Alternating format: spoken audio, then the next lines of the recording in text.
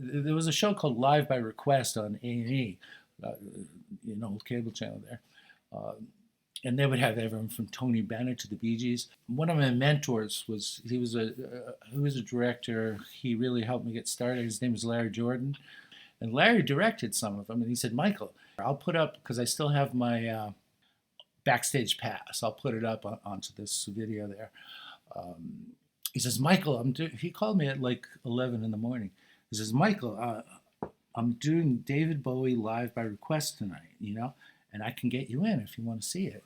I was like, yeah, because I've seen it before on the TV, and it's just like, the house is probably like 75 to 100 people. It's not a big audience, so it's going to be great, I said, great, what time's the show? He said, 9 o'clock there.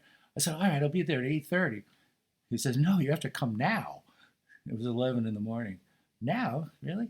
He says, yeah, and I'll get you in the building, and once you're there, you can't leave, or you'll never get back in.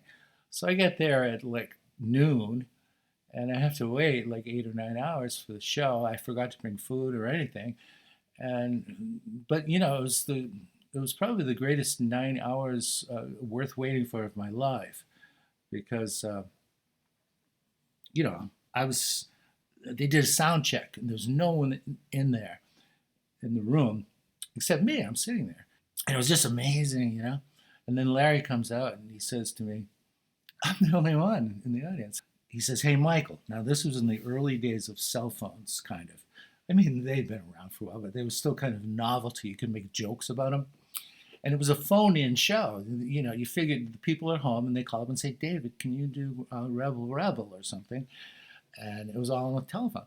He says, we're going to do a gag where there'll be a guy in the front row there, and he's going to call in a request on his cell phone, but he's already in the audience, And I said, okay, I said, that sounds funny, but it didn't. And he goes, but we have to do test it out technically there. I said, all right, good luck with that. He says, no, here. And he gave me a phone, and he says, I want you to call David. He gave David Bowie a phone. Meanwhile, David Bowie is only like 25 feet from me on the stage, So, all right, I guess. So I do the thing.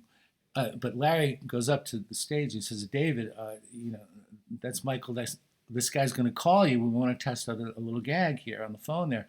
And David looked at me. He said, he's going to call me? Not in that shirt.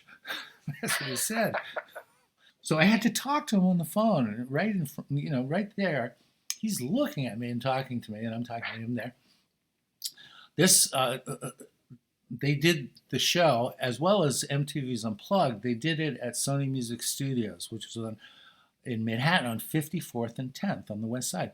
So that's, they tried to rename it Clinton, but it's well known as Hell's Kitchen, And so, I phoned, and I said, David, can I make a request? He says, what's your name? I told him my name, and he says, where are you calling from?